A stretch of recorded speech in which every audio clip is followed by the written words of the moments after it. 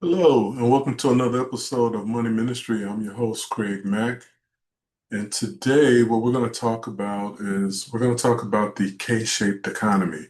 But before I go into that, I'll get you up to date on where we stand, where I stand, because typically I show you guys um, what my um, performance has been for the portfolio. And again, I don't share the portfolio. The idea is to have you teach you how to make your own stock decisions and move forward with developing your own portfolio. I don't want you to copy my portfolio because that defeats the purpose of the whole purpose of the channel. So for the month of May, because I think I'm a little bit behind providing updates here. Month of May, I finished up with $1,230.77 positive. And then in June, I started out the first couple of days, I'm positive. I'm only up about 438 for the month. And then for the year, I'm up 7,778 cents. So that's where the performance of the portfolio stands year to date. And then as far as a return, year to date, I have a 30.43% return. My portfolio's gained, they have it at 63.24.62 so far. And for the last 3 months, I'm at about 1674. I think the NASDAQ is beating me. Yeah, the NASDAQ is beating me right now. The NASDAQ is at 19.3 and I'm at 16.4 and the S&P is at 10.91. And as for the past 3 years, I've got a 234% return and I've averaged 59.89%. And the NASDAQ and the I've beaten the NASDAQ and S&P um, combined. So I'm still in pretty good shape there. So we'll see how the rest of the year plays out. All right, today we're going to talk about the K-shaped economy. Get things set up here. And here we go. All right, K-shaped economy. Now you may have heard about it. It's mentioned every now and then. You'll hear the talking heads on CNBC and other financial channel outlets talk about the K-shaped economy. And so a lot of people may not know exactly what that means or what that is. So we're going to do a deep dive into why the economic recoveries don't lift all boats equally and what it means for you. Okay, they're different. You'll hear the economy being described in different letters of the alphabet. You got your V shape, which is a sharp drop and a sharp recovery. You have a U shape, which represents a slow, prolonged recovery. You got your L shape, which means a drop with no recovery. And then you got the K shape, simultaneous rise and fall. Okay, so the K-shaped economy is currently what we're in right now. We have been, I estimate, for at least the last 10 years. And I'll go into what exactly that means, what the different arms mean. For example, the upper arm.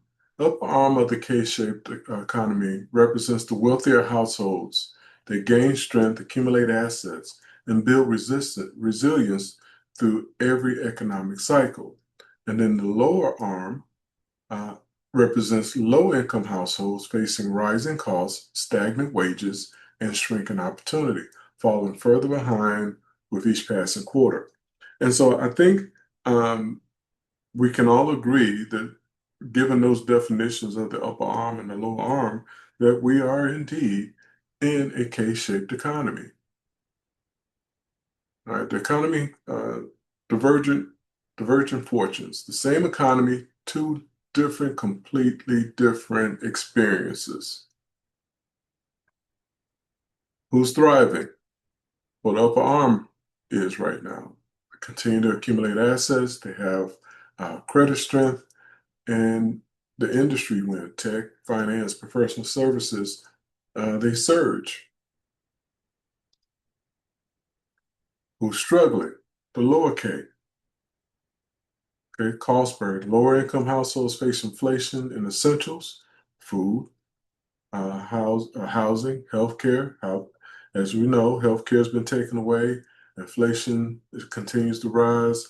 Oil prices are rising. Rents are rising.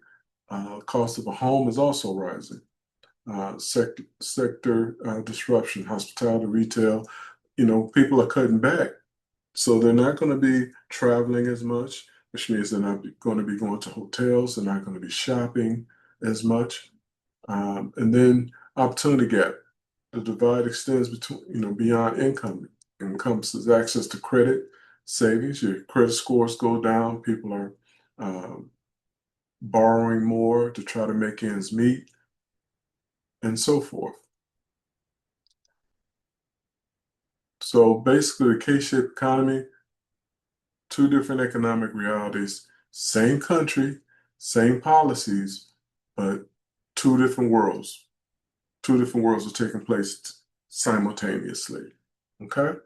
So that is the K-shaped economy. Um, Let me go into how we get out of this.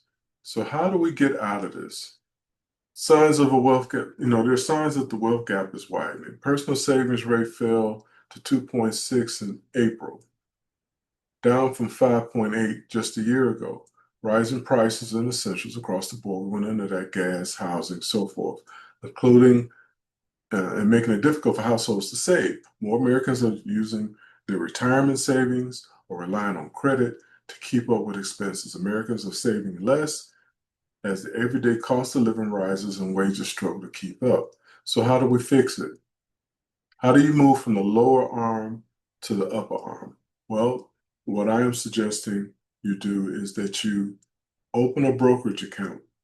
Um, for years and decades, the financial advisors that have been on TV, and I won't name names, but the traditional advice that they've given people is that you need to open up a savings account and put 6 months of your salary in there, save up to 6 months of your salary in there, and then from there take some and open up a brokerage account, or get with some investment, mutual fund or a high yield savings account.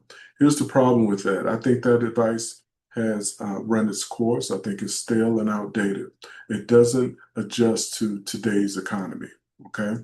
Um, for example, it used to be when interest rates went up that the savings account interest rate went up. But that's not happening now. If you notice, they're talking about interest rates going up, but your interest rate on your savings account hasn't budged. You may be getting 0.02, something like that.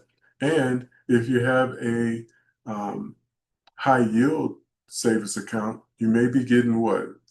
Anywhere between 2.5 to maybe 4.5%. But here's the thing: you have to maintain a $2,500 balance in order to do that. And with a regular savings account, traditional savings account, I think the minimum balance you have to maintain is $300. Okay, so what I'm introducing to you is a different approach to this.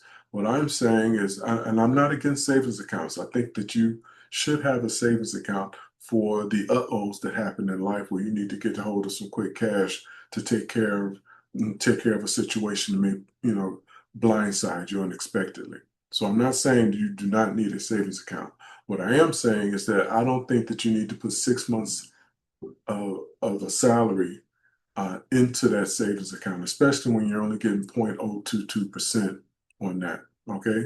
So what I am suggesting you do is that you open up a brokerage account.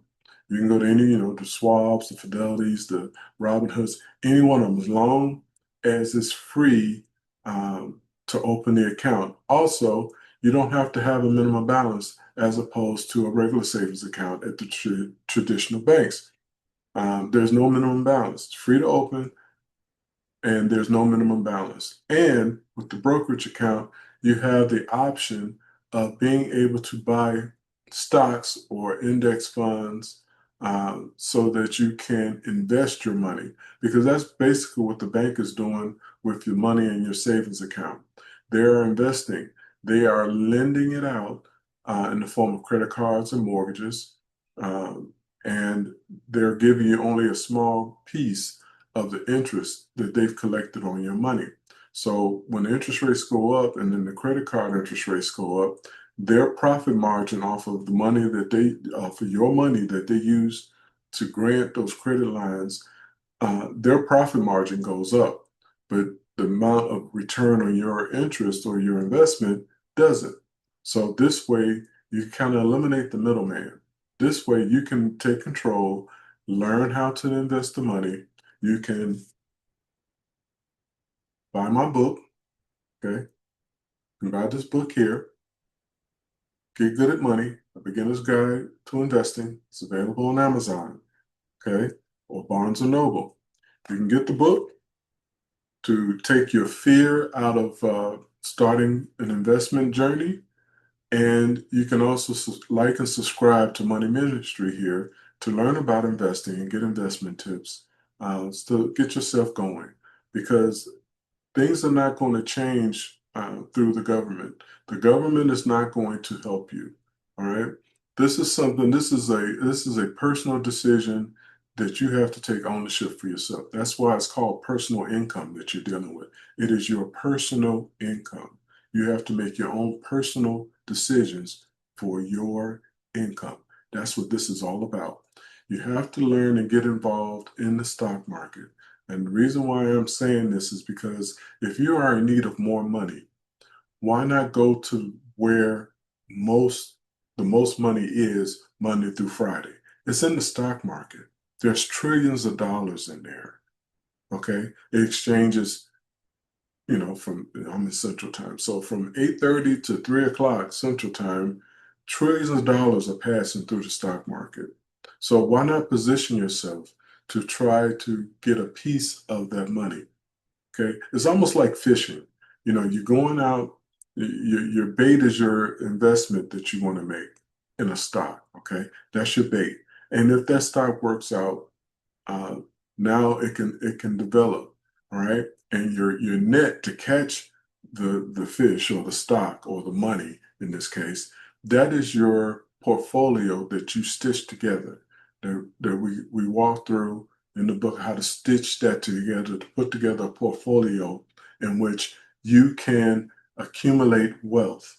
Okay, because the stock market is the greatest wealth generating mechanism ever created by man. That is where the money is. If you need to make more money, if you need to uh, gain more money, this is a way that you can supplement your income, okay, by putting your money to work. Just like you get up and go to work every day, your money gets up and goes to work every day too in the stock market. But in order to take advantage of that, you have to participate in it. And that is where your brokerage account, that's the key to open that door so that you can participate in the American economy and try to get as much from it for yourself and your family as you possibly can. Okay, so that is what this is all about. Again, to help you get started, to take the fear out of the whole process, buy the book. Continue to tune into Money Ministry, and we'll get this done. Okay, all right. Thanks for watching. I appreciate you, and I will see you on the next one. Take care, everybody.